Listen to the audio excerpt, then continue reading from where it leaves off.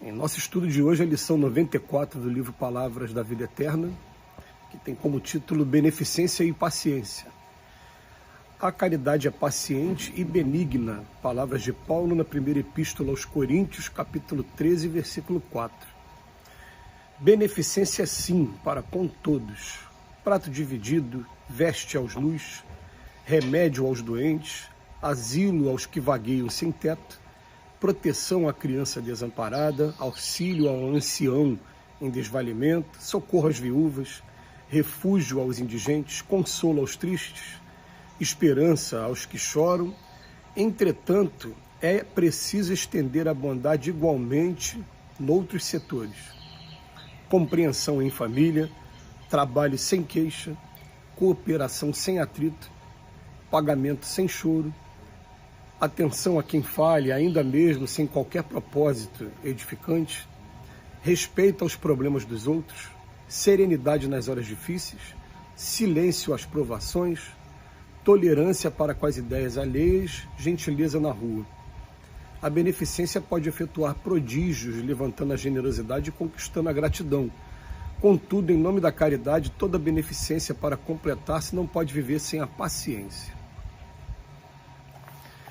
É interessante a gente analisar mais uma vez Emmanuel falando de caridade, pegando um trecho daquele versículo do Paulo na carta aos Coríntios, que fala ainda que eu falasse todas as línguas dos homens e todas as línguas dos anjos, sem a caridade, né? Então ele pegou mais acompanhando o estudo, e dessa vez ele está falando da paciência.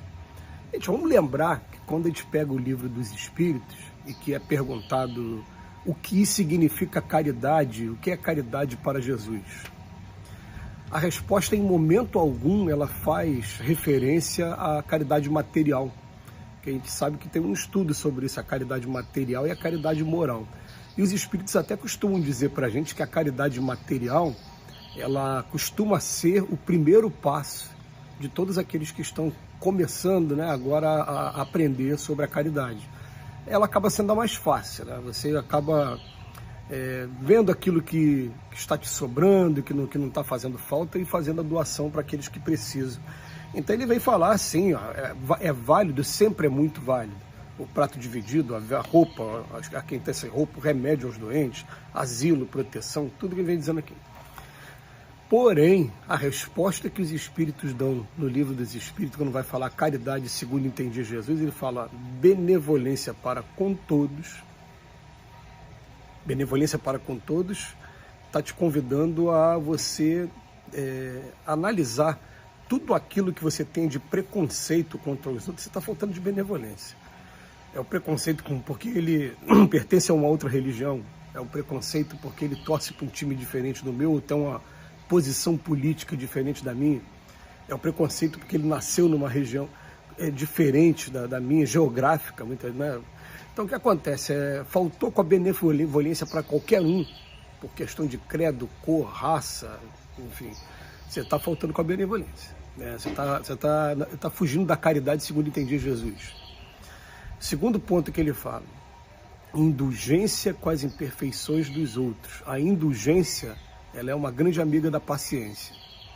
A indulgência, ela nos convida o seguinte: a partir do momento que eu tenho o convívio e vou tendo a intimidade e consigo já reconhecer onde estão os pontos fracos, onde estão os defeitos de uma pessoa, eu aprendo a conviver com aquilo, né, sempre exaltando o que for de bom, e quando tiver oportunidade com relação a uma terceira pessoa, eu vou defender aquela pessoa. Só quando eu tiver em particular é que eu vou estar ali convidando a pessoa a rever os seus conceitos, enfim, isso se chama indulgência. E o terceiro é o perdão das ofensas, que esse, mais do que nunca, precisa da paciência também. Então, o Emmanuel, ele vem dar uma catucada em cada um de nós, porque aí que está o nosso maior calcanhar de Aquiles aqui nesse mundo de expiações e provas. Ele fala assim: é preciso estender a bondade igualmente em outros setores. Compreensão em família.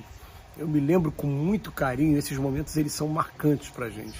Momento em que não só eu, como um outro grande companheiro, estava num conflito muito grande familiar, e aí a gente foi para a casa espírita, Eu me lembro que naquele dia eu sentei para dirigir a reunião e esse companheiro sentou para fazer a palestra.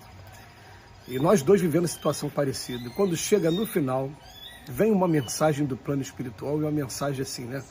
É muito fácil expor o que você aprendeu intelectualmente, o fruto dos seus estudos, e também estar dirigindo um trabalho, mas quando você não consegue, né, ter a tolerância mínima com seus familiares, você não está conseguindo realmente exercitar nada. A coisa está ficando só na teoria, não está muito longe da prática. E foi uma chamada para nós dois. Quando terminou, a gente olhou um para o outro, a gente deu um abraço do outro, falou, vamos voltar para casa que a gente tem coisa para acertar dentro de casa, né? Mas o que ele fala é que a compreensão em família. Olha o outro, trabalho sem queixa. Eu agradecer todos os dias a Deus pela concessão que eu estou recebendo de estar desempenhando uma função, um trabalho, e sabendo que se eu exercer essa função da melhor maneira possível, daqui a pouco novas portas vão abrindo, porque quando o servidor está pronto, o serviço aparece. Depois ele fala que cooperação sem atrito. Oh, meu Deus! Que dificuldade que a gente tem de entender que, embora eu ou saiba mais, saiba fazer melhor, ou eu ache que saiba mais, que eu ache que sei fazer melhor, são duas coisas diferentes, deixa o outro fazer. Por que a gente tem que colocar o nosso personalismo o tempo todo e tem que ser exatamente do jeitinho que eu quero? Tem muita gente que é assim, né? Muitos de nós somos assim, né? Se não for daquele jeito, não, eu costumo trabalhar assim, desse jeito eu não fico tranquilo. Eu prefiro nem trabalhar, quer dizer, é cooperação com atrito. Agora, a cooperação sem atrito, ele precisa também dessa, por exemplo, da caridade material como primeiro passo para daqui a pouco ele tomar o gosto e começar a descobrir que fora da caridade não há salvação, né?